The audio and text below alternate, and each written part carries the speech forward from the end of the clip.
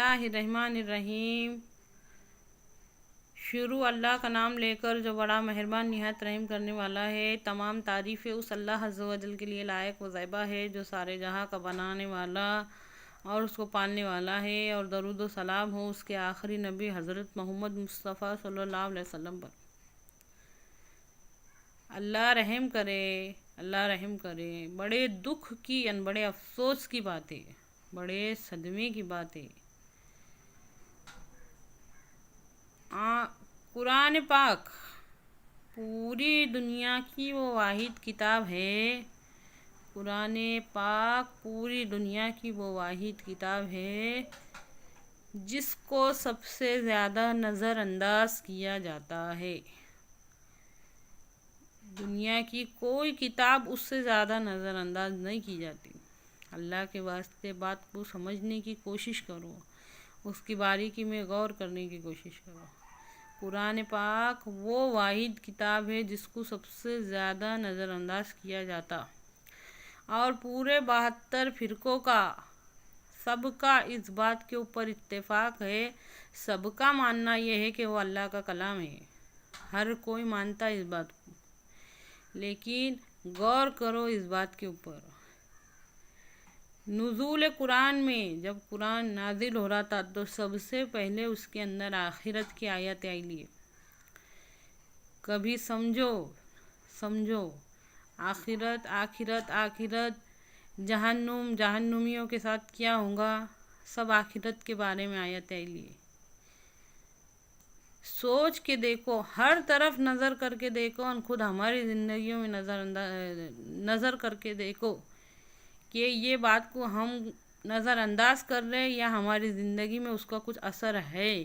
गौर करके देखो, बात को समझने के वास्ते गौर करके देखो, हर तरफ नज़र करके देखो, हर तरफ। ये आखिरत की आयत है, अल्लाह रब्बुल इज़्ज़त ने उसके अंदर कितनी आखिरत की आयत है, पर उसका कुछ असर हमारी ज़िंदगियों में, उसके डर का कुछ असर नज़र आ रहा क्या? नहीं नज़र आ रहा। हाँ, बात समझने के वास्ते खाली हमारा गौर करना ही काफ़ी हो जाएगा। नज़रअंदाज किया जाता कुरान को, उसकी हिदायत से हिदायत नहीं ली जाती, उसकी नसीहत से नसीहत नहीं ली जाती। हिदायत कहते हैं सीधे रास्ते की समझ को, सीधे रास्ते की समझ को हिदायत कहते हैं। और नसीहत कहते हैं जोड़ने को। दर्जी क्या करता? कपड़े को कपड़े से जोड़ता, कपड़े को कपड़े से जोड़ता टेलर।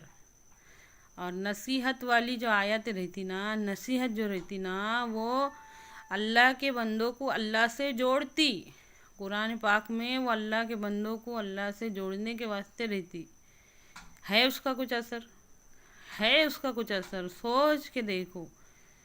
समझने के वास्ते सिर्फ हमारा गौर फिक्र करना काफ़ी हो जाएगा तो हमारे समझ में बात आ जाएगी कि आज कुरान पाक को कितना नज़रअंदाज किया जा रहा। सारे के सारे फ़िरके इस बात को मानते, पूरी उम्मत मुस्लिमा का हर फर्द इस बात को मानता कि वो अल्लाह का कलाम है।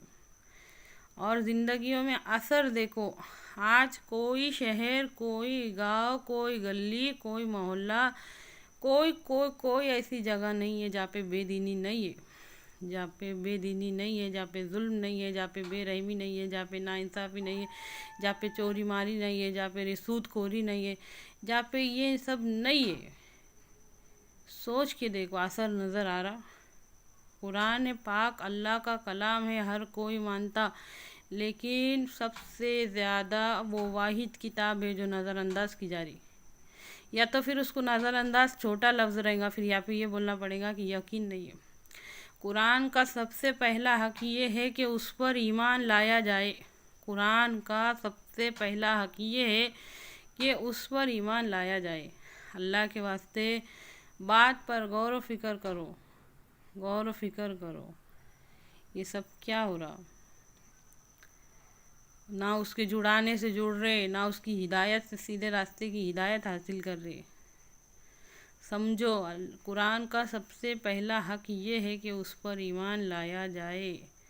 ये छोटा मोटा मसला नहीं रहता, ये हमारी आने वाली नस्लों का, हमारे खुद का, हर किसी की हिदायत का मामला है, सीधे रास्ते की समझ का मामला है, नजात का मामला है, राह नजात का मामला है, आखिरत का मामला है।